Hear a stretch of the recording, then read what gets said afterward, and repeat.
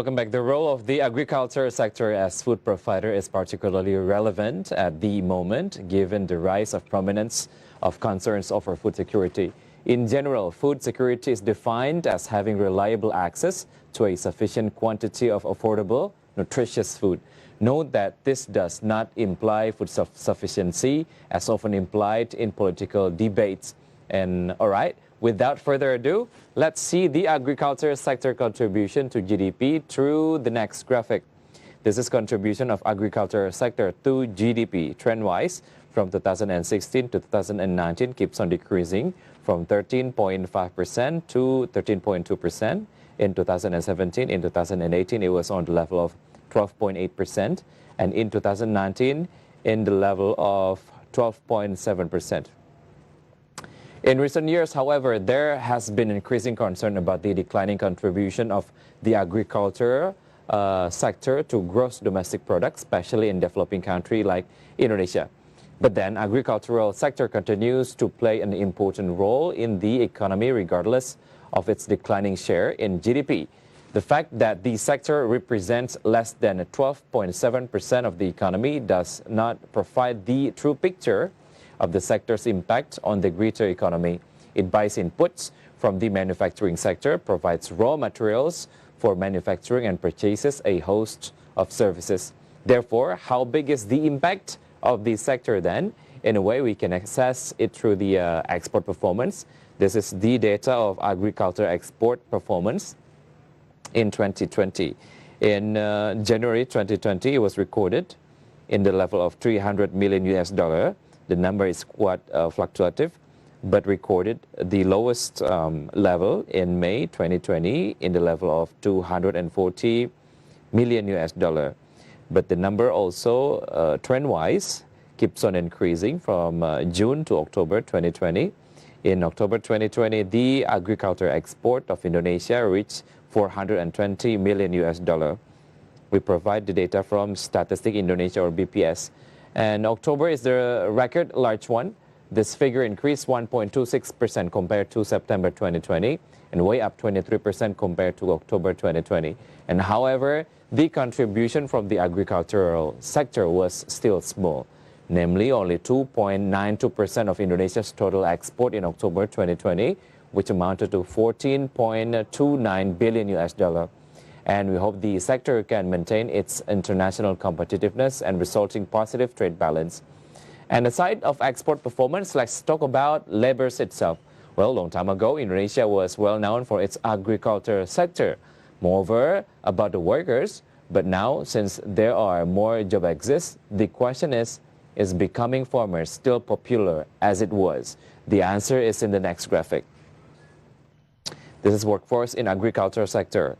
The number keeps on decreasing. The lowest one is on the level of 38.3 million people in 2016, but the number was increased to the level of 39.7 million people in 2017. Since then, it is still recording the decreasing trend. In 2018, in the level of 38.7 million people, in 2019, and 38.1 million people.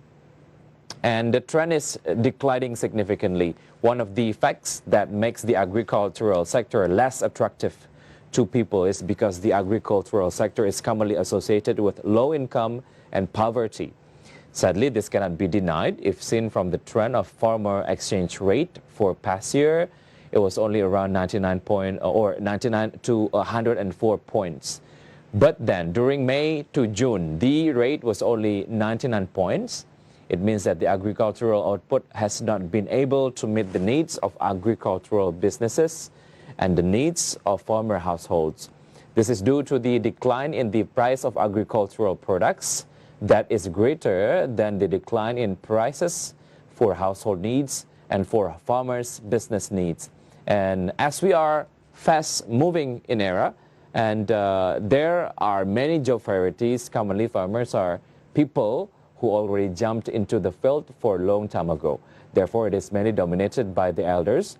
And to get more details, let's see age proportion of agricultural workers in Indonesia through the next graphic. So this is the age proportion of agriculture workers from 45 to 55, as much as 28%. It holds the majority of the age proportion. Meantime, from 35 to 44, it was 24%, or actually 55 to 64% in the level of 22%, and 14% above 65%, and 25 to 34%, or 25 to 34 is on the level of 11%. Meantime, below 25 is under 1%. And currently, the farmer profession is still dominated by those aged 45 years and over. The percentage reaches 28.2%, as the largest producer of agricultural commodities. Indonesia has a minimum number of young farmers, which is 10.6%.